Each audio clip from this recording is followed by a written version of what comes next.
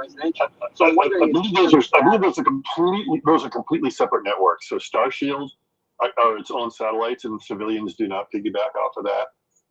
As far as Starlink, they've got a couple of generations of satellites that have gone through, but they're just getting better and better. Yeah, I think they're getting close to that. So now they have those with the direct to cell and also the laser links. And so the newer ones are supposed to be a bigger one that are actually going to serve a larger area. Oh yeah. So no, to answer your question, no, they're not all created equal, but they kind of know how to use the right soup to make the right nuts. Yeah, exactly. So they're getting better and better, there's no doubt about it. So the newer ones are supposed to be a bigger one. Where you don't have a downlink. So the original way the system worked is that you had to have a satellite that not only was within view of you, but within view of a ground station, and that was nearby you. So it would like go from you up to the satellite and bounce down to the ground station. So like in my case, it would be down here in Florida, we would hit something and it would hit a ground station out around Atlanta, something like that. So that basically is determined which satellites I should be talking to. But if you're out in the middle of the Atlantic Ocean, the thing is that satellite might see you, but it can't see any ground stations anywhere, in which case it's useless. So now with the inter-satellite links that are using lasers, what they'll do is they'll bounce that signal off a bunch of satellites that are nearby the other one to finally get it over to a ground station. So it becomes like an incredible sort of mesh node for being able to do it. And that's what they've been doing with Starlink and why they've been able to give coverage in orbit.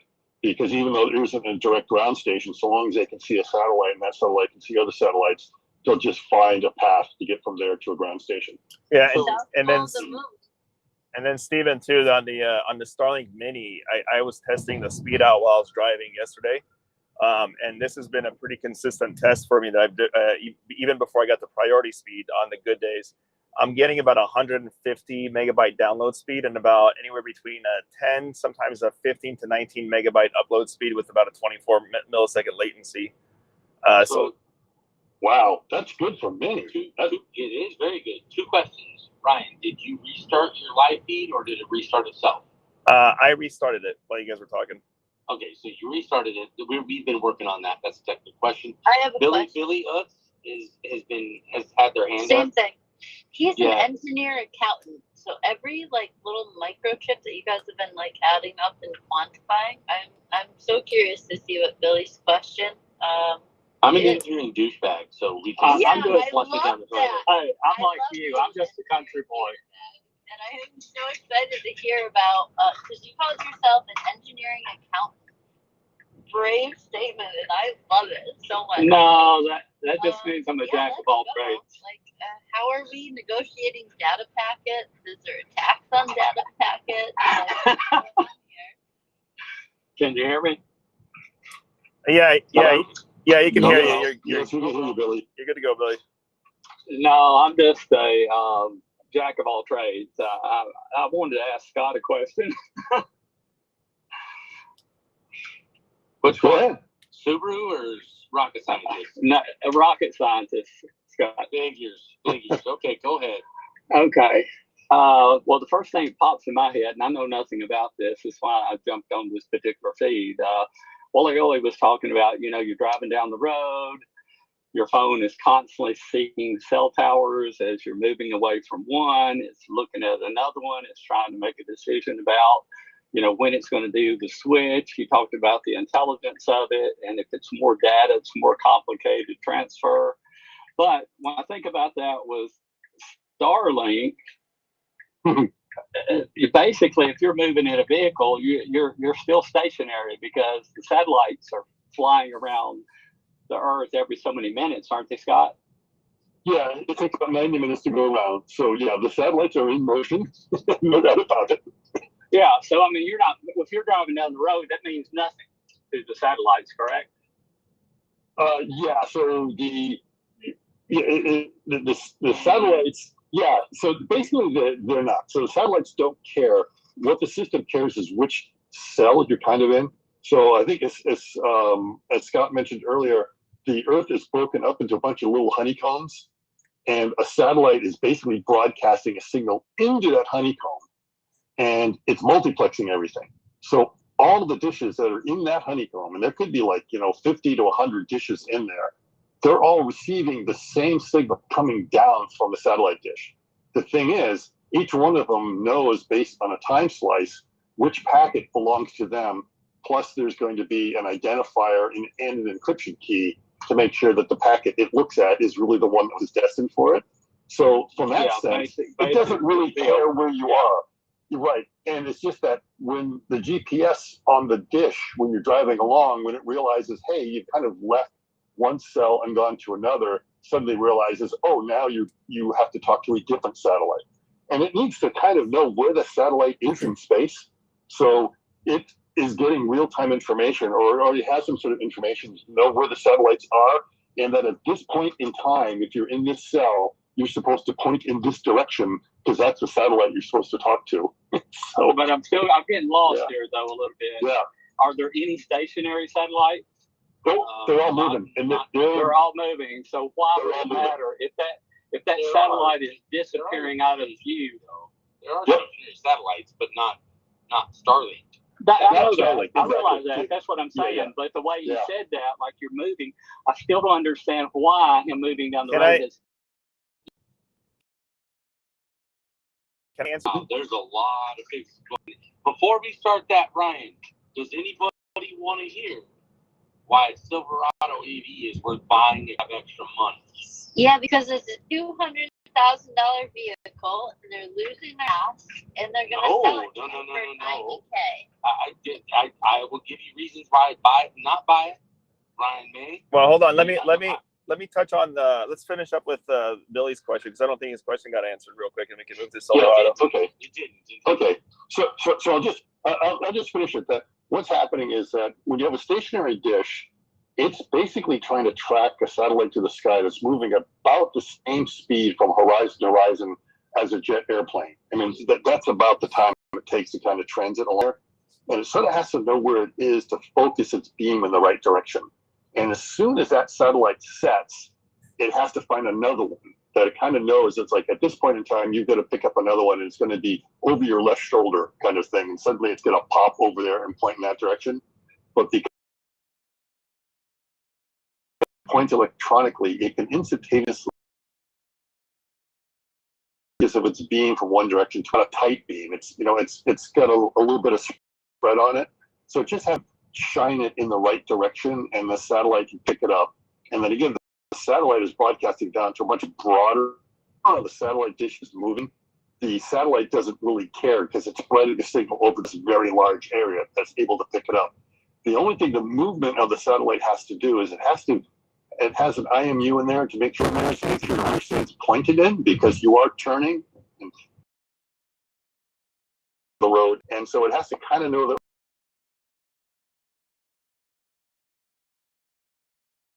aspect has to be 46 degrees now, and my elevation 32 at this particular incident time. Yes. Then that even confuses me more, because I would have assumed that the Starlink dish is talking to a bunch of different satellites at one time. Only one at a time. Oh, well, then that explains it. Yep. One at a time. But it will switch. So it kind of knows that you're supposed to talk to this satellite over. You guys hear me? Because I'm going through some trees.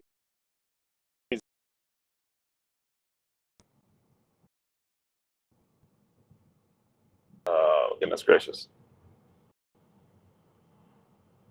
So there's a clock that everyone's on, and every 15 seconds they may change to a different satellite. Can you guys hear me? Yeah, we can hear you. Hey, and also add something to you, Billy. So something that is important when you're driving and doing mobile streaming is that dish has to be pointed to get the best signal. It has to be pointed, I think, Scott, north or northeast or northwest slightly. So if depending on how you're driving, it could also impede the obstruction to become greater for you if it's not pointing in the right direction. So one thing I noticed was when my Starlink was inside my car, pressed up against the window, not only would I get the interference from the tint a little bit, but I also that angle would sometimes cause it to drop. When I put my Starlink Mini on the outside of the car, I still have the orientation issue every now and then. But what I do is I will place it, if I know I'm going to go west, I will place it so it's angled north. And with the no obstruction now from the tint of the glass and that angle, it seemed to be helping out quite a bit. Right. That's hemispherical, right? Exactly. So exactly. If you move to the other side of the globe, you're going to want to turn that shit around, right? Yes. Yeah. You're trying to point at the equator, right? Well, no, you're trying to point away from the equator. You want to make sure. The pole. Yeah, you want to point at one of the poles because you're trying to avoid the equator because that's where the satellites are down there, and you don't want to interfere with them. So you're not allowed to broadcast within a 10-degree band of that, just to prevent interference. So that's the whole idea of angling towards the north, is that you avoid that band. That's why they won't. Oh my God, I love that's all legislated. So, there's territory in space. Yeah, I want to talk. Does anybody want to hear about a Silverado EV? Sure, why not? No, I just want to know because. Well, let's ask her. Does anybody have any questions about satellites before we move on to our last topic, which is the Silverado? The rock in space. Hey, thank you guys. Hey, thanks, Billy. I'll do a little more stuff. Like here, it looks for a new satellite every 4 minutes. Yeah, Billy, the stuff is just getting better. And the other thing that they will be doing is they are just connected to one satellite at a time, but it doesn't mean they don't know about the transition. So all the satellites are communicating who are who and where we are. And if anybody likes cool stuff, listen to We Are Legion, Bob. But each of the satellites. Well, I kind of, because online it says it can see 1,000. Yeah. There's 1,000 antennas on it. So as your satellite is talking to one satellite and communicating, it is getting ready to hand off to the best new satellite coming along. And the satellites with the wireless links that Scott mentioned are keeping the transition from one satellite to the next satellite as you directly hand off working. That's why you don't see a drop. And let me summarize, and I don't mean to call you spoiled, but I had zero internet on my farm 2 years ago. I tried HughesNet, I tried Vista, or whatever the hell that thing was, and then eventually got a Starlink, and I was able to talk to you people on Spaces while my son in the other room was gaming. And then we were able to do a homeschool curriculum. Learning to code. And learning to code. He really is. He is modding Minecraft. Don't you worry about that. Boy, he's already superseded me. But, so, time has moved so fast. I had zero internet 3 years ago. Now I have internet. So as a farmer, that is crucial. And now I can build automated farming systems within greenhouses, so on and so forth, because I have these satellites that are flying overhead. We covered it. I mean, we're so spoiled. We're so spoiled. This HughesNet just charged you out the ass and didn't give you a reach around. Yes. Yeah. They're still trying to have me sit on what they installed. Which wasn't even inflated. Just hard and flat. I really love you guys, and I love that you're pushing the envelope and like, I want to travel and receive.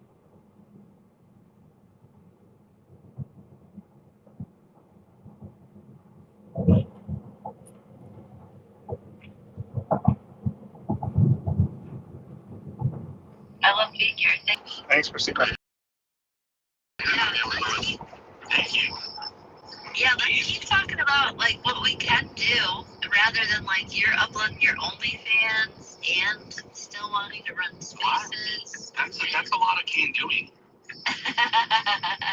Oh no, FSD, what are you doing? Jesus Christ. I know. That was not that bad. Ryan's very Oh, you hear it? Oh, Jesus. He's asking too much. It was fine. Safe drive. What do you mean it was fine? It just went off, almost went off road, making a left. It didn't go off road. It was turning out early. It was fine. God, you give FSD way too much credit. It recorrected. No, it didn't recorrect. It was going in there. I had to disengage. You should let it go. Gosh. And I'm fine. And if you guys are watching, we have a live stream going off my FSD drive while we're doing spaces. There was no head-on collision. You should let it go. It was just all it was doing is turning in early to get a nice. When you're All right, you want me to go back and show you where it went? All right, let me turn around. No, but if anybody hasn't watched it, go to my live stream. Go to my broadcast, either on YouTube or on here. I'm going to turn around. I'm going to show you guys where it was going. In my Subaru. Hold on. And I didn't observe any rules of the law, including paint.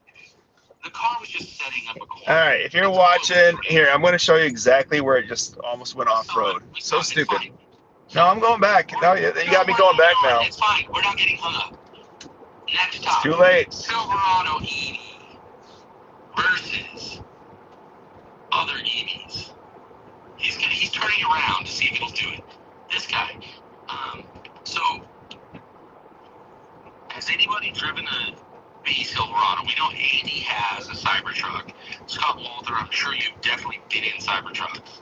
Ryan and I drove. We went up to the dealership, and Ryan gave the manager, some stuff at Elkins Chevrolet in New Jersey. He gave him a line. They had two brand new Chevy Silverado EVs, $96,000.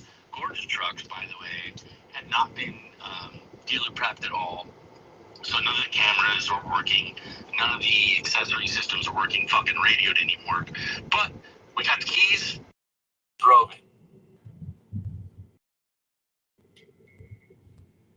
The Cybertruck. I was a little sus on Ryan's driving, but what did you think of that car? I thought it was, so I drove the on the last space we had, I drove the Chevy Blazer EV, and their system is pretty identical. It's all across the board. It's a lot more user friendly than the Hyundai, but again, it feels like it's that situation where you really don't get. Okay, hold on a second. Let me test drive this real quick. FSD, make a left. Watch. Everybody's watching. Watch this. Is it gonna fix it or is it gonna do something stupid? Here we go. It's fine. Now it fixed it. Good job, AI. Yeah.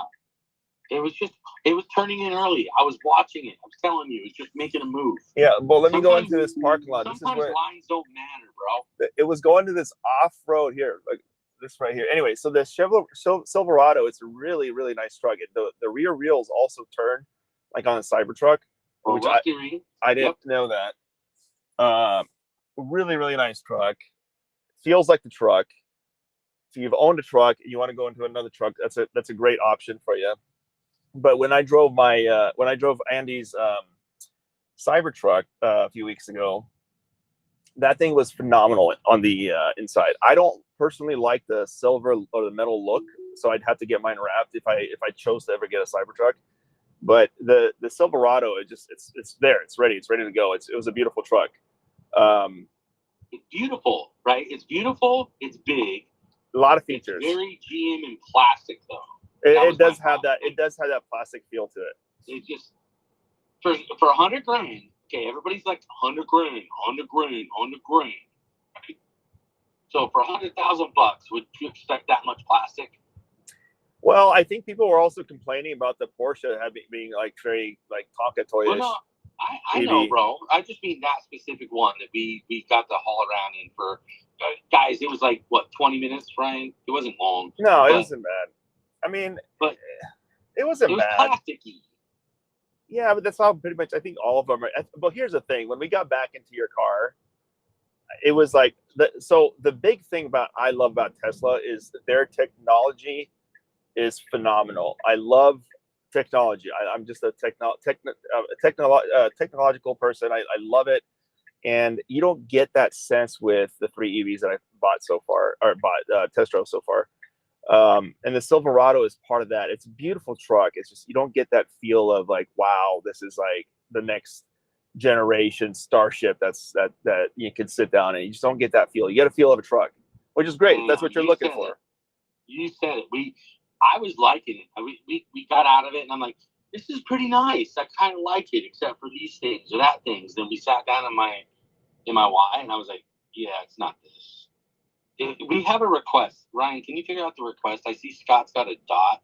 Is Scott locked out? Because I'm not able to. Yeah, I'm gonna remove Scott from co-host and put him back up. Hold on. Yeah, I'm trying to like. So, yeah, it's a big truck. It's for $96,000. You get not even probably the industry leading range of truck EVs, the industry leading range of EV towing capacity hands down. Now this thing has a 230 kilowatt battery pack. It's the same thing that comes in the Hummer EV. Now, if anybody knows and follows EVs, the Hummer EV is actually worse than driving an ICE car if you actually care about the environment. If that's the reason you're into EVs, don't buy a fucking Hummer EV, because between what it costs to make and what it costs to run over the lifetime, just your freaking Dodge Challenger, Charger, Hellcat, and drive that, and it's going to be better for us. But what you get if you're down to buy it is a very, very, very capable truck. Has outlets, it has lots of nice stuff, but it's still just it's a Chevy plastic truck with lots of bells and whistles.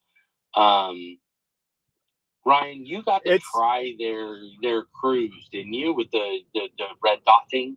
I didn't drive it, so they have their steering. No, not in that one. On one of your other ones. I didn't try that system. I didn't drive. No, I drove they have two EVs, the Blazer and the Equinox EV. They got rid of the Bolt or whatever for now. They're thinking about bringing it back, but they don't. Those are the two EVs that I drove, and then the Silverado with you. But I have not checked out their auto system yet. It's I know it's supposed to be 100% geofenced on specific highways only, and you know it's getting there. It's nowhere near comparable in my opinion, from what I heard. And I haven't drove it yet, but I did drive the Hyundai one, and that was it's night and day. So just to let you know too, Tesla has a free version of autopilot, which keeps you in the lane, drives around curves perfectly fine. It won't. It's not very good on street roads, but it's perfectly fine on highways, in my opinion. But this it's not meant for streets. This put that out there. It's not meant for. Well, I wouldn't say that. I don't think they ever said it's not meant for streets, did they?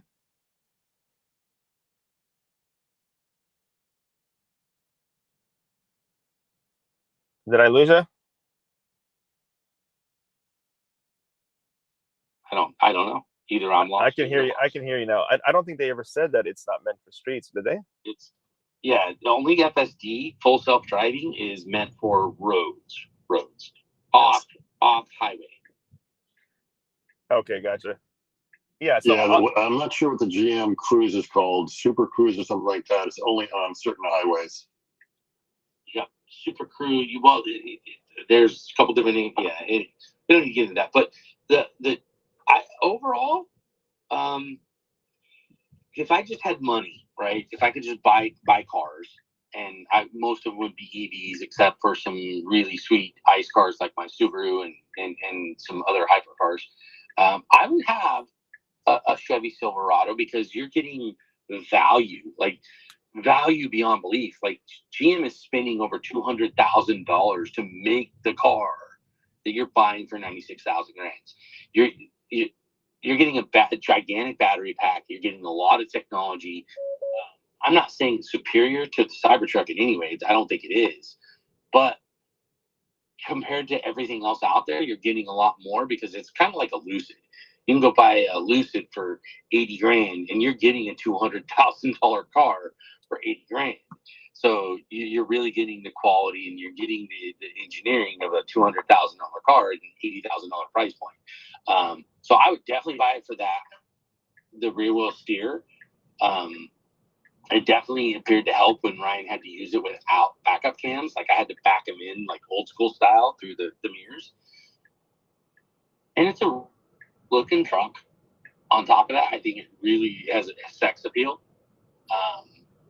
Yeah, the thing I like about it, it's got a 350 kilowatt capability to charge, and the range is great. So if you are going to use that as a truck, then you can tow the boat. But like my friend, he towed a 11,000 pound boat in PCH on with his Cybertruck the other day. He posted it online. I reposted it for him. He lost because he's also got a heavy foot. He only went like 10 miles, but he lost about 60 to 75% efficiency on that. But you kind of expect that, right? So if you compared that to an F-150 towing 11,000 pounds, I remember when I towed my my RV with my F-150, I was only getting like, normally I would get like 18, 19 miles to the gallon if I'm easy on the foot. But with I was towing, I was getting like 6 miles to the gallon. So it's pretty comparable to comparable to an ice truck. If you lose that much, if you tow that much behind you. The only problem is, in a truck you can fill it up in 5 minutes. With an EV, it's going to take you, I don't know, how long is it going to take you to charge? Actually, and there's the Cybertruck is actually, I've watched the limit and a couple other things. The Cybertruck, when it gets the charging available, because it's the 800 volt architecture and it has the 123 kilowatt hour battery, the 4680 cell, it can take a lot of juice. It can really charge fast. It just chargers available to take it. And then up and coming are the full Gen 2 cells and the Gen 3 cells. Those are really going to advance the Cybertruck along with other Teslas. So some of the limitations that have been existing are going to start going away, and at a reduced cost. So that's the other cool thing. Like we forget that all the things that are getting better still cost less. Everybody thinks it's going to cost more, but it doesn't. It's all going to cost less. Cybertruck's going to get cheaper. The Model 3, the Model Y, the Model X, the Model S, they're all getting cheaper. The new ones we're going to learn about next month, they're all going to get cheaper, and they're just going to be better. So. Yeah, and then Scott, real quick, I don't know if anybody has any questions about the Silverado. I do want to compare it to the F-150 Lightning. I haven't tried that yet, but I'm really looking forward to that because I still have my F-150 at home, and I love my truck. I want to compare the Lightning to it. And full disclosure, Ryan has been very busy doing the hokey pokey all across America this week, so we didn't have enough time to do some of the other stuff we've been doing with the EV comparisons. So with the Silverado, him and I did that together. He came out here to visit me in New Jersey, which was great. We got to hang out. That was fun. But the Silverado overall, I mean, I would recommend it 100% as an EV truck. But I would take a Cybertruck over it. I had to choose one, but if I could have both, I would have both. My Cybertruck would be my flossy boss, and I would beat the shit out of the Silverado. Go check out Out of Spec podcast if you want to see some serious EV towing with the Silverado. I cannot deny it's legit from the battery capacity, but again, even the guy that was even the salesman admitted when I pointed it out, I was like, they're taking a bloodbath on this truck. He's like, yep, they're taking a bloodbath. Yeah, I agree with you. If I had an option, I would. I did drive the Cybertruck, so I can confidently say I would still choose the Cybertruck over the Silverado. But that is the first EV that I drove outside of Tesla that I could also comfortably say I would put money down on it if that was an option, and there was no Cybertruck as a personal preference. I agree with you. I like that truck, and whoa, fuck. What? Okay, I'm sorry. This is the shittiest fucking software. I'm sorry. I didn't even look that bad. Well, dude, you're about to see it. It's not even. You haven't even seen it yet. It just. I'm watching. What the fuck? Okay, got in the turn lane. No, it swerved, dude. Do not tell me that shit was fucking okay in your opinion. I mean, it's your opinion. Have it okay.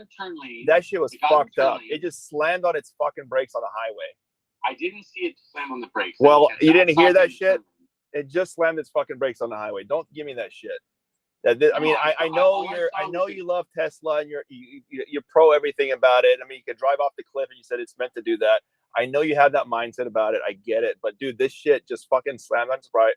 I was going 80 something miles an hour and just. I need to rewind. I didn't see a slam on the brakes. I looked up and just saw it like get in. You didn't hear the beeping on me. I mean, why would I say, oh shit? I mean, you got to get, you can't.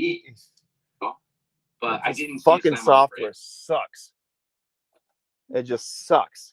Scott Walters, I know you've had an experience. You just got your FS. Yeah, he does not like 12.5.1.5 either. Fuck, man. Yeah. I'm not a fan. I was much happier with 12.3.6. I mean, watch back what just happened the last 60 seconds. Jesus Christ. I think there's definitely disparity there. We're seeing it. We're seeing some software development in real time. Well, Scott, you have hardware 4, right? So I think it's the difference is that it just sucks on hardware 3. Hardware 4 might be great, but hardware 3, it's just so many regressions. I mean, it was really kind of disappointing. There's so many things it was doing so well. I was expecting it to do that, and then just to see kind of backslide, like, it doesn't recognize speed bumps anymore. Well, it's got really kind of crazy speeding, going too fast or going too slow. Can't decide what to do. It was 12.6 is solid, yeah. Even on hardware 4, bro. Yeah. And this is where I have to say I fully believe that hardware 3 will get there and be part of like the full stack that we all believe in. But what they did with hardware 4 on just, we'll say straight up 12.5, the 12.5 that I had for not even a week, and I wish I would have done the same thing you guys say, is not have new software come along. It was the best software I've ever had on my 12.4 hardware or my AI4 hardware car. It was magnificent, and now it's just less. It's less confident. Let me tell you this. I drove for 3 weeks ago. I was driving from Washington to Georgia on 12.4.3. For the first time, I got almost 1,600 miles with no critical disengagements. None. 12.4.3, in my opinion, on my car, my 2023 Model 3 long range was phenomenal. Fucking phenomenal. It stopped. I had a critical disengagement because there was a semi in front of me. They were doing construction on the highway. The semi got out of the way. The FSD saw construction last second, and it freaked out. Okay.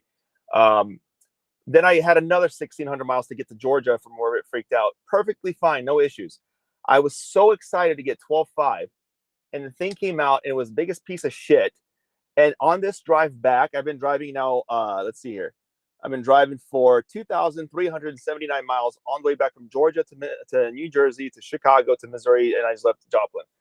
I have not gone more than 200 miles, if I'm lucky, without this thing doing something stupid. And Rabbit was with me today. We were streaming earlier today when we were setting things up. Rabbit, that's in her space right now, she was with me today. She's never been in a Tesla before. She's never driven one. She's never been in one. She's never seen FSD before. We get on the road today, and I said, let's check out FSD. It's her first time. Let's break in. We're driving down just a regular, country road, and there was a sharp 90-degree right turn it had to make. It wasn't like a stop sign. It wasn't an intersection, just a sharp 90-degree turn it had to make. The fucking thing wasn't even slowing down. I mean, it was till the last minute. I had to take over, disengage, and slam on the brakes. So the damn thing was going to jump the damn road and hit a cow. And I mean, it's like, this is just a huge regression. My thing is, why in the fuck would Elon launch this thing to people knowing this is an issue? Man. Why? I mean, I don't get it. Why can't I get my 12.4.3 back? I wish I had an extra 100 billion people in VR to test everything on, so that when I released it to 1,000 people, they could be happy. It's just not how it works, bro. No. Here's the thing. Every single software was 10 steps forward, 5 steps back, but it always had a net positive progression. Every single software that I've test driven so far. Now this 12.5 that I got is a major regression. There's not anything net positive about it. So I'm just trying to understand, why in the hell would he even release this to hardware 3 people if there's such a bad issue with it? I mean, you guys want to sit here and press the technology as far as you can push it, and then you're concerned about when it tweaks out. So, What do you mean as far as we can push it? How am I pressing the? I'm driving the car like as it's advertised to drive as a FSD driver. I'm not doing anything different besides what you're supposed to do. So how am I pushing this technology any further than beyond its limits? so you weren't trying to upload, download, live space, stream. Christina, that has nothing to do. FSD has nothing to do with uploading, downloading. It's a whole separate system. It has nothing to do with the car. Nothing. You are 100% correct. I took my son, for my 10-year-old, for a test drive. We went into a neighborhood. It successfully turned left off of the road. We went into a neighborhood that had unmarked roads, and it proceeded to speed up. It wanted to go like 60 miles an hour into this like tiny little neighborhood, and there was like no way out. And I did. I had to disengage it. So you're absolutely right. We are beta testers. We are guinea pigs. And I'm very grateful, but we are guinea pigs. The stuff this thing was doing when I had 1236, I mean, my thing is always this. I want Tesla to succeed so badly. I want FSD to be successful so badly. And when I get this kind of stuff, I always say to myself, could I put my father in here to drive? Could I put my mother? Could I put Scott, what did you call it? A wife test? I think, is that like a thing? I guess, I don't know. Is it possible to get somebody that's never driven this before to not freak out? And I've been comfortable driving this because I know how stupid it can be. So I'm very cautious now. But when I first started driving it, I'm like, wow, like this is not, no. So, I mean, I don't understand why become beta testers, because all people are going to do is complain about it. Why not fix it and then release it? You're complaining. I'm sorry, Christina. I'm not the only one complaining. First of all, Scott Walter just said he has issues with his hardware 3. I've had thousands of other people reply to me on Spaces. I've had other people reply to me on YouTube. I'm not the only one complaining, Christina. I'm just the only one that's pointing this out from a consumer point of view. So if I appreciate your view, and you're 100% correct. And just to clarify my view, it's just that we're privileged enough to test this shit out. And you're absolutely right. You're absolutely right. Release that to the general public. A lot of people shouldn't have the privilege to test this stuff out. You're 100% correct. I agree with you. That's my only beef for this. Is like, so like Volvo is coming out with their FSD. I have an article that I posted a while back, and their approach is a little different. And they have FSD that's already supported by NVIDIA. Their approach is we're going to be testing it internally and loading up the data that we have internally before we release it to the public. And I'm not saying that Elon needs to follow, somebody else's, because Elon's a leader in this industry and in this technology. But I get heartbroken to drive this thing the way it's driving, and I'm like, I could never put my family in this thing and say, yeah, I'm comfortable with you getting this and testing this. I would never do that. Not right now. Later, yes, I believe that this is going to succeed. I can't do it right now. I'm so sorry about harping on you about your privilege earlier. But the fact is that you people that have a little a bit more money in your pocket, and you have the ability to beta test the software. And I'm sorry if they didn't tell you you're beta testing it, but you're all nerds and you're geeks and you're doing it. And I'm sorry if I don't have pity for your non-gratitude. You guys are beta testers. If you're rich, I'm not a beta. Where do you think that I'm a beta tester? I bought a car. Hold on a second. You're a beta tester, dude. Hold on a second. Hold on. Scott, I really need you to let me answer somebody when they're speaking to me without interrupting me. Christina, I am offended by you telling me this right now. Number one, you have no idea where I come from. And number two, I bought this car to help me offset my cost in gas on my F-150. Okay? I didn't buy this car because I'm a millionaire. Number three, my whole family grew up poor. I worked my ass off to get to where I'm at. So I'm not a beta tester officially. I don't have a contract with Tesla. I don't have any deals with Tesla. And when I bought my Tesla, the sales guy told me, hey, this thing drives itself. He didn't tell me that this is a supervised, unsupervised anything. And I didn't even know what FSD was. When I first started posting my videos 4 months ago, I got ridiculed for calling it autopilot. Most people don't even know what FSD stands for in the community, in the general, so I take offense by you telling me that I'm privileged. I worked my ass off to where I get, and I didn't buy this Tesla to be flamboyant and to be showcasing off my car. I bought this to offset my gas prices on my F-150 because I have a 36-gallon tank. My gas prices in Washington State cost me $5.50 a gallon. I have to put premium in there because it's the EcoBoost truck. So I was spending $200 a week, if not every 5 days, on gas. So please, I would appreciate it if you feel like somebody is privileged in that sense. Maybe get to know who they are a little bit before you start attacking them, saying I don't have any empathy for what you're going through. Because the reason I'm doing this is to help, one, Tesla out, and two, I want to try this product to make sure that it's safe for my family if I decide to continue with the Tesla product. I'm really sorry. I didn't mean to degrade your contribution or the money that you put forward. I made my intention was to make a very clear, unemotional statement that you are a beta tester. I mean, anybody that's testing out Tesla's software is a beta tester. I wasn't kind of imputing any guilt upon you. It's just that this technology is so on the cusp, man. And me, I wish I had access to it. And but that's neither here nor there. You paid for something that is still in development. It is still in development, and you are part of that development. If you're trying to keep your family safe with it, I mean, I'm really sorry. He really does over promise, and the delivery comes a long way after. I was waiting for my farm truck, my Cybertruck, 2 years ago. I planned my whole farm around it. So, I'm not without wounds as well, and I won't go into detail on that. So, no, I wasn't trying to attack you, man. I was just saying that this technology is at the stage of where, if you're brave, we're paying a lot of money and we're beta testing it. That's the state of this technology, and it's going to do beautiful things. I don't have any lack of faith, but it is a baseline. We are beta testers, and we're going to continue to train the model.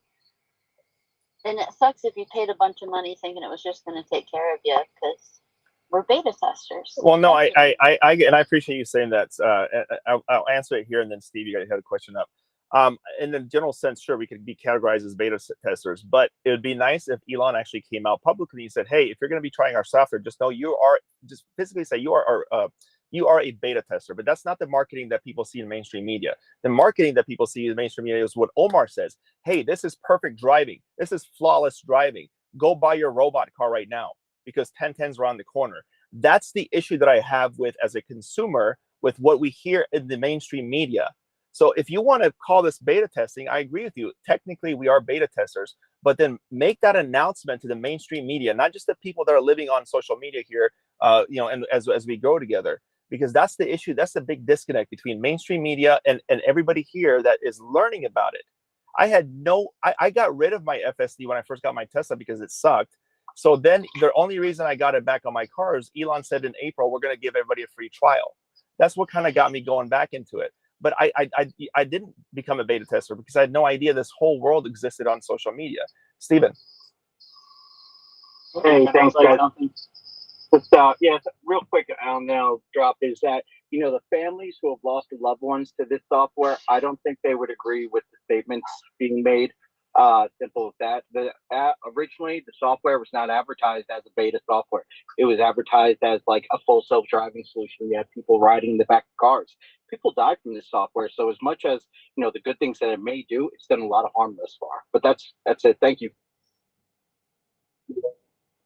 Thank you, Stephen. Say that I have gone and demo driven 7 times now. I don't actually own a Tesla yet. I'm waiting for the Juniper to come out. But I'm sorry, what's the gentleman's name that's Fix or F Kit? My name is Ryan. Ryan, hey Ryan. I went down and test drove, and I let FS. Yeah, I live in Memphis, Tennessee, and the first time I used it, it made like 12 different mistakes. So I didn't realize, to me, I'm a real picky driver. I mean, my wife has not driven our car when we're both in it for years. I won't let her drive. And nothing against women drivers. She's just not a very good driver. My son got his license suspended the first year because he had so many accidents. Well, you're obviously not a very good teacher, but go on. Well, he hit water, and he didn't know what hydroplaning was. One other time, he let the right wheel get off in the gravel. You know, a lot of these highways out here where we are, we're not in the city. So if you let a right-hand tire get off in the gravel, well, he didn't know what to do. He jerked the steering wheel, swerved the truck, and went off an embankment. So it's not so much the teaching, I don't think. I started driving when I was, good gracious, 7 years old. I was like, I was doing tractors. I was doing go-karts. I was doing mini bikes. My dad owned a Honda shop when I was 10 years old. I was riding wheelies on motorcycles for miles behind the school bus. You know, by the time that I drove a car at 16, I had already driven like 200,000-300,000 miles. Kids don't do this today. My daughter didn't even drive a car till she was 18. So the reason I was interested in it was I wanted to go down and like Ryan, I wanted my older father-in-law, who I don't think should be driving, to have something that would assist him and keep him out of an accident. And Billy, let me ask you a question. Why did you do that? Because were you on X learning about this stuff, or just you heard about this thing working properly, right? It's only mainstream media, bro. Well, advertising. I got on X, and after all the stuff politically happened, because I'm conservative, and Elon bought Twitter, so that was really the first time I started really using it. And I got on there, and then I was interested in buying a Tesla myself back in 2023 just for the fuel saving, like you. I thought, hey, it'd be great to have an electric car. I won't have to buy gas. You know, I can just charge it up every day. I like technology. I'm a computer guy, you know, and it just seemed to me the way that things are eventually going to go, right? So I went down, and I had a little anxiety about the fact that it only went 300 miles. So I thought, well, I'll wait until it can go 500 miles, because that way I could drive to Nashville, Tennessee to see my daughter, drive back, and not have to charge. I didn't know about all the supercharging centers and all that stuff at the time that I first did it. So anyway, I put my money that I was going to buy the Tesla with into Tesla stock at $118, and I did nothing. I talked my daughter into buying one because she lived in Nashville. Okay. And it saved her life, though. You know, we're talking about, you know, it did kill people, but in my case, it saved my daughter's life, because right after she got it, 2 months after she got it, she turned into a turning lane in Nashville, and a car hit her going 45 miles an hour head on. And didn't put a scratch on her. It sent the other lady to the hospital. Didn't kill her, but it sent her to the hospital. And that's when I started looking at, wow, these cars are really safe. I never really thought about the fact that you don't have to displace an engine when you hit another car. The whole front end of the car became like an accordion, you know, and the way he built the capsule, it's like, I guess Scott would say, you know, like a space capsule. You know, the energy comes through the front. So you could drive it off a fucking cliff and live. Yeah, well, and I think the energy doesn't the energy pass around the capsule and out the back somehow? I don't know how the actual, yeah, you know, I mean, it's definitely I mean, I love, like I said, I'm not, there's nothing about Tesla that I don't like. It's the car itself is phenomenally safe. I don't think I'd ever, even with or without FSD, I would always be within the Tesla family. It's the you know, kind of getting back to the FSD part of it. Yeah, that's the I was part. Gonna go back there. I was going to get back there. I kind of got sidetracked, but you know, when I drove it the first time, I had like 12 mistakes. Well, I posted that online on to part of Omar, and I had several people hit on me in a negative way. Yeah. And I thought, that's kind of weird. I'm only complaining about some things it did, but yeah, you're right. You've got this one group that don't want to hear anything negative at all. And I drive as much behind me as I do in front of me. My dad taught me at a young age to keep up with everything that's going on behind me. So when I'm driving a car, I'm also driving for the people behind me. If I see a truck barreling up, I'm going to either get in a position or move to a position that's going to get him to go around on the, go around on the left or do whatever. So, I even asked the question, I said, have they taken these Teslas, put them on a racetrack? Because a race car driver has to keep up with what's going around him and who is trying to pass him all the time. And they said, well, they kind of did that in simulation. But yeah, then I went down and test drove it again. And I went down to test drove it again. Then I went down and test drove 12.3.6. Well, 12.3.4, 12.3.6. It got a little better, but it still wasn't great. It was nothing that I would tell my father-in-law about or trust him to use it. And I'm in the exact same boat, Billy. I started this account 4 or 5 months ago now. My first video was on 12.3.4 because when Elon said, hey, try this free version, I'm like, whoa, oh my God, this is horrible. It's going in the oncoming traffic.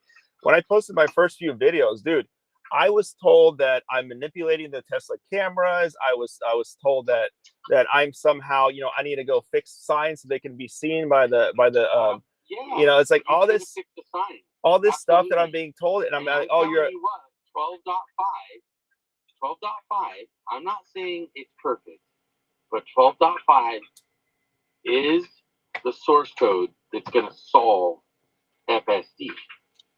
I've driven it for 1,500 over almost half of my 4,000 miles in a Tesla has been 12.5 across the entire Northeast.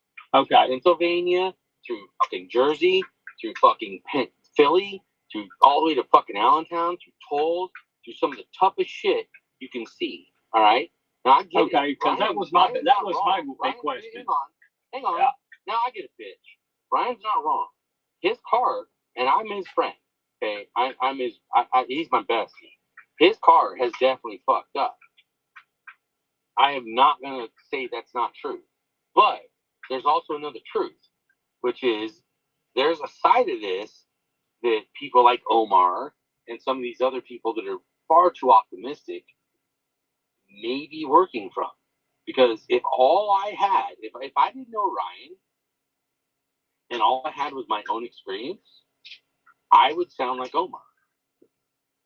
Oh, and I agree with you. That's the whole thing about Omar. Like, he'll pitch stuff on Spaces to 500 people, say, "Oh, it's 2 years out," and then to his 500,000 people, he'll say, "Hey, this is a perfect drive. Go buy your robot car." And then he posts his little referral link on there. In all fairness, he puts how stupid and slow it is, and he'll do some dumb stuff. I'm not trying to stump for Omar. Like, I agree, he's over the top, but but the roads here where I live are nothing like the roads Omar. Exactly, Bill. You're 100% correct. He's always talking about Waymo being geofenced. He's in San Francisco, I believe, which he said publicly. Like the test I did, in those tests, I hit 5 potholes. So it just really didn't know how to avoid it. It didn't know how to avoid a lot of bumps where they're doing asphalting, and it doesn't know how to just move over to the right away from a super bumpy area. You said you did it on 3.6, right? We're just going to drop the 12 because we all know it's 12. 3.6 is what you used, right? Yeah, 12.3.6 was the latest version I've done so far. Yeah, and I would. That is probably the best ADAS that's ever been invented in history. But that was the first. I did 2,200 miles on 12.3.6. I'm not an expert like a lot of other people may be here, but I did all my miles in FSD for the most part. If it's not driving me, I'm just driving as fast as I can because I have a performance. But okay, let me ask you something about that real quick. You have the performance car, right? One of the reasons I did not want to get the performance car in Memphis, Tennessee is because the tires are too short. On the performance cars, they're 35s. On the mid one, they're 40s, and on the regular, they're 45s. Well, when my daughter the other day, I met the Tesla guy to change out the 12-volt battery in her car. She's got a 2018, and he drove up in a Model S. And I looked at it and I said immediately, I said, "Oh, how in the world did you get 45 tires on that performance Model S?" He said, "Oh, well, we changed them out because we've been too many rims here in Nashville." I said, "Why?" "Because there's a lot of potholes." Yeah. Yeah. And I mean, and well, yeah. So that's like, okay. So I'm going to go back to my 2001 Subaru WRX that I got from Japan, Fuji Heavy Industries. That car had about 6 recalls from, it had a fuel pressure regulator issue, it had seatbelt issues, it had all kinds of issues. It was 23 years ago, right? First year that a WRX had ever hit the shores of the United States of America. And it was a shitbox, right? Is outside of the fact that it can outperform a Porsche on the track, oh my God, all these problems.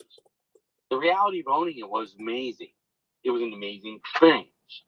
But even all that, those years ago, if you listen to the right people or wrong people, it was just horrible. And did it have some issues? Yeah, it was a first-year car, just like the Cybertruck. But that car ended up being an amazing car over time and over history. And now they're worth a lot of money, even though it's just a little shitbox compact. So when we go to what Tesla's doing with these different versions, now we're just focused on, we're not even talking about the car. You don't even get to compare that shit, dude. No, we're I'm talking sorry. about, no, what my point is.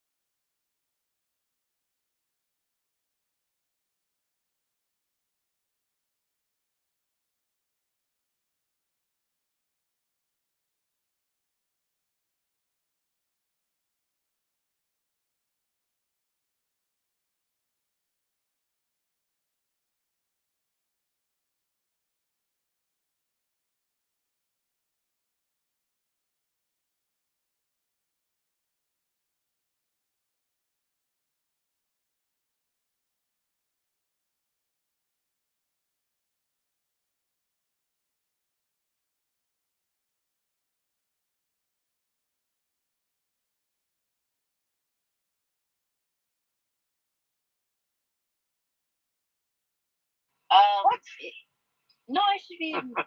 No, I'm fucking with Ryan. Just fucking with Ryan. Sorry. No, I hear you, but like I can even be more honest. Like you guys could be all like positive Tesla, the way that everybody else is, and rope everybody in, and then like go the full negative. No, that's not us. We are real Tesla. We should be called Tesla Real. Why? Well, because what is your motive?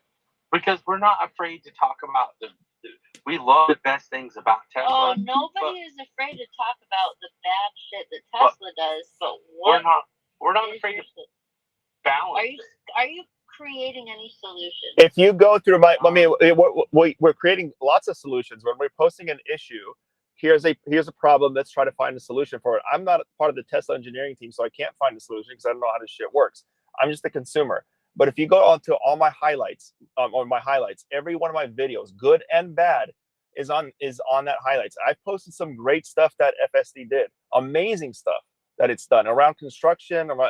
Amazing stuff. Unfortunately, nobody wants to repost it because they just care about the crappy stuff. But that's not. I can't control somebody to do that. But I post if something happens that's phenomenal with FSD, I go to my editing board, I edit the hell out of it, and I will post it as an awesome review. Yeah, and out of my love for you, the negativity angle, you guys like Scott, you got like zero. Nobody likes any of your posts. I don't know. What do we do? I'm doing the same thing I've done since I showed up here a few months ago. I'm not anything, but you're right. The last week, I got nothing on X. I was like gonna like message your wife and be like, dude, I hope you don't mind that I like a lot of Scott's posts because I really want to support him here, and because I really like you guys. I'm doing the same thing I've always done. It's just how stuff works, man. I don't know. Ryan believes what he believes, and it's the same thing he's always believed. He is true as the pole is north, and so am I. That's why we do this.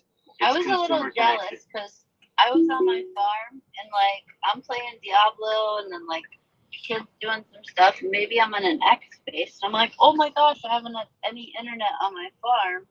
And then I got freaking Fix It or Fuck It over here and he's like, I'm uploading this and I'm downloading this and I'm driving and this piece of shit like can't handle all this data.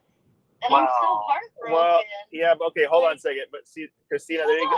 You're putting words in my mouth. I never said anything. Hold on a second, Scott. Let me comment on this. This is important. This is important.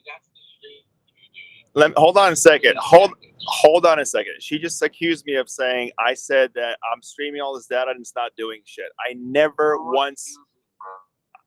Scott, you've got to let me finish.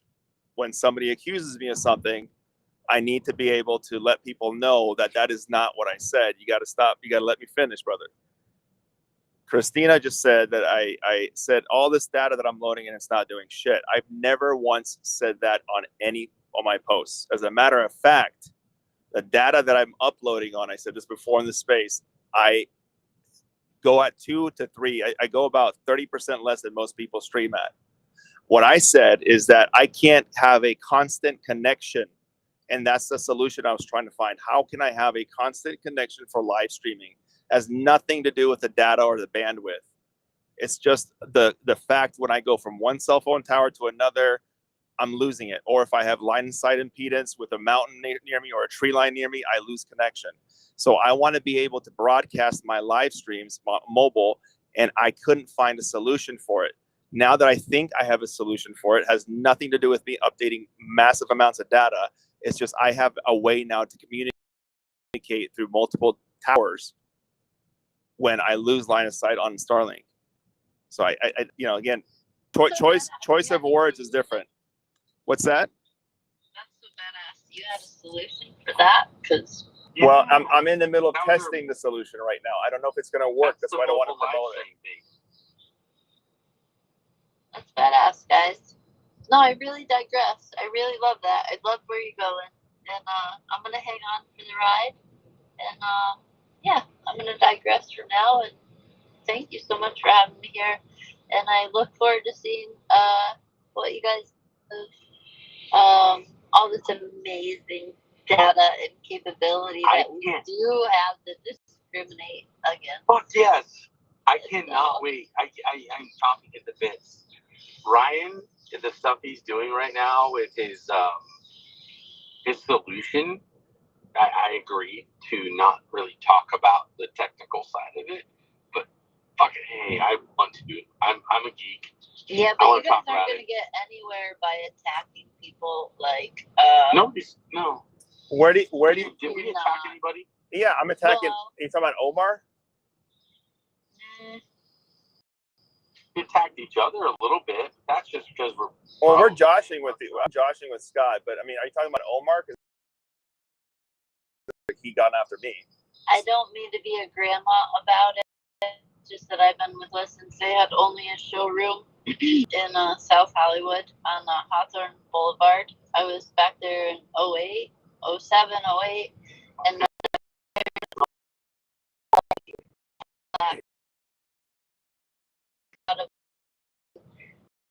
so I have like scars and shit. It's been a fucking road, dude. I've been supporting this company since before they even had an actual car on the road.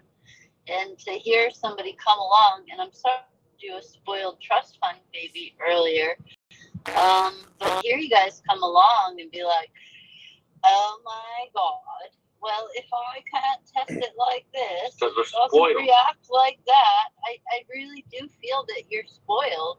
And I love you just the same, and I love the pieces of technology that you're pushing on and the capabilities that you're pushing on.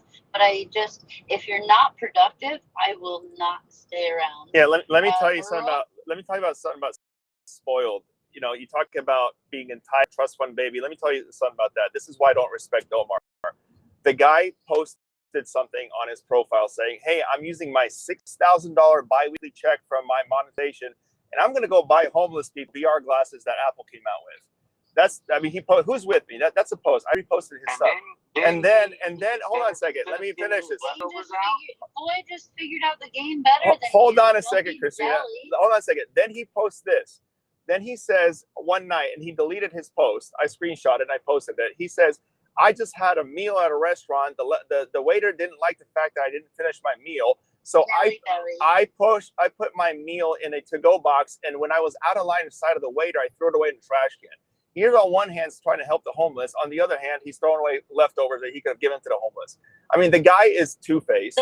I don't respect him. Okay, so let's throw it. I know they do. I've seen them do it. But you know what? When I had leftovers and when I was on vacation one year, I took my leftovers and I got the restaurant to give me new food and I gave it to the homeless because you're right. I did see him dig it out of the trash can. So I don't really give a shit about Omar or his personality. The guy's two-faced. He posts one thing on his phone. Some guy used to totally put Omar down. It was Steve Jobs' ghost. He totally put Omar in this place. Do you remember that guy? I don't. I just joined Spaces 4 months ago. You don't? I just joined Spaces 4 months ago. We're both less than a year old. Do you guys?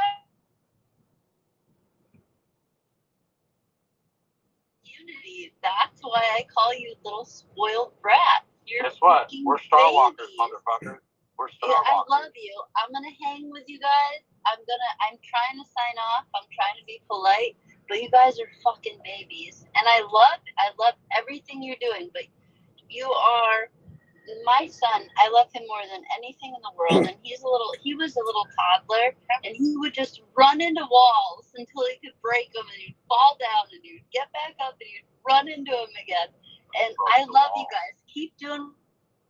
And let me be here to continue to inspire and be a cheerleader and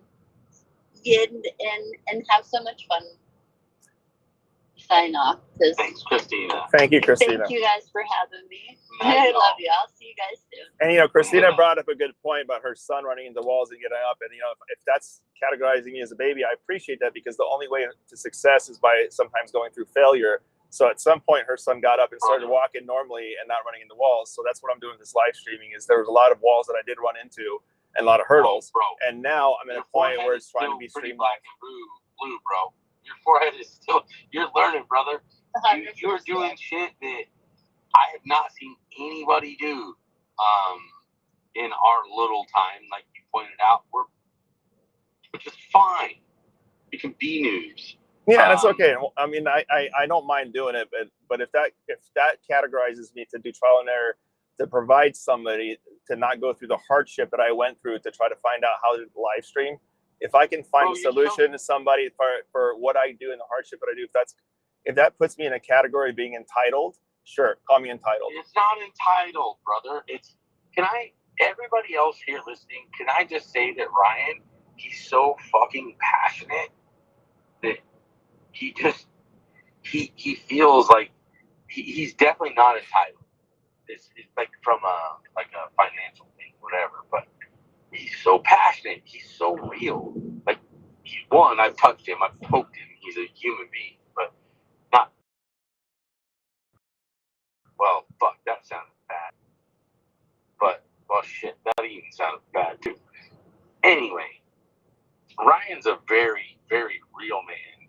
He's very passionate, and he's very true to what he says here. And the stuff he's trying to do, he really is just trying to contribute. He's trying to be that person, be that man that contributes to, like, society and improvement. And so all the stuff that he does comes from, like, he's not trying to, like, he's got a job, he's got a life. It's not from trying to make something on socials or any bullshit like that. He just found a place to espouse his voice, right? And it started with vacuum cleaners, and then his turned into Tesla, and like he's such a legit guy. I wish everybody. Well, and I appreciate that. I mean, look, here's the deal. Like, I'm just doing. I'm not going to get stopped by people thinking that whatever they want to think about me. I don't care. I do have an agenda. I do have a mission and goals in mind and milestones with this project. And that's to I hate the fact that I had to go through 5-6 weeks of crap to try to figure out how to live stream. Like, I couldn't get a solution anywhere. Like I said, all these streaming platforms are great, I'm sure. It didn't mesh up with what I needed to do. It wasn't a solution for me. And then there's absolutely the customer service is almost non-existent. You have to send an email out. 24 hours later, like for StreamYard or YardStream, you get an email back. But by the time they tell you to tweak one thing, it messes something else up. Are you there?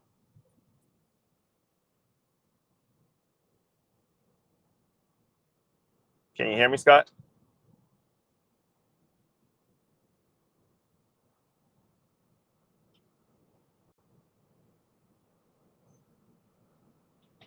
Scott, Walter, you guys can hear me or no?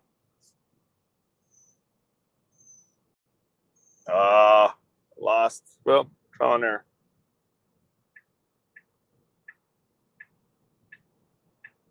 Got a Bluetooth thing.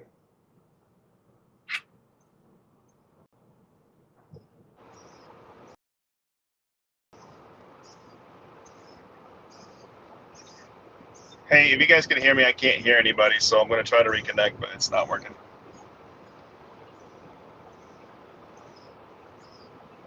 Lucy.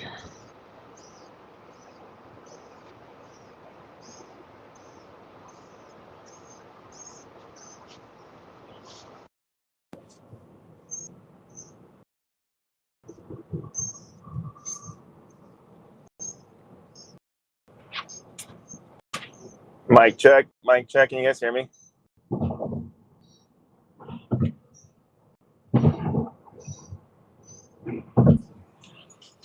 Oh, shit. Okay. We gotta stop, baby.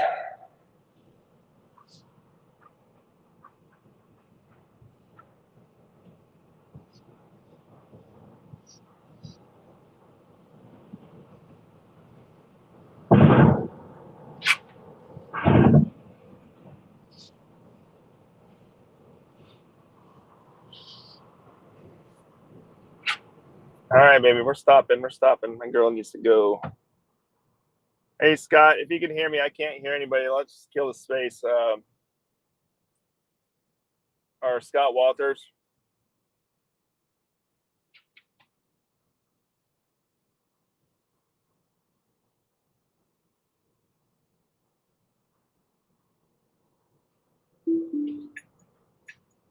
Okay, baby, we're going.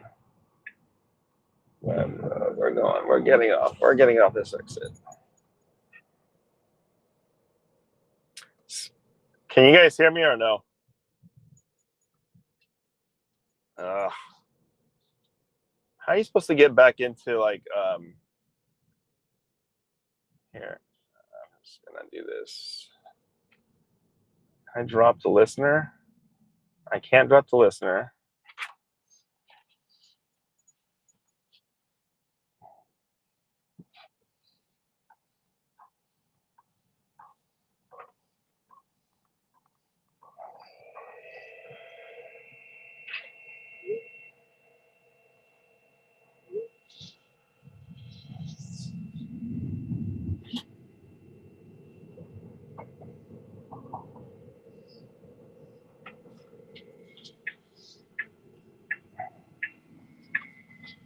Okay, baby girl, we're going potty. We're going potty. I can't drop the listener, Scott. It won't let me. About space, turn off clips, adjust. I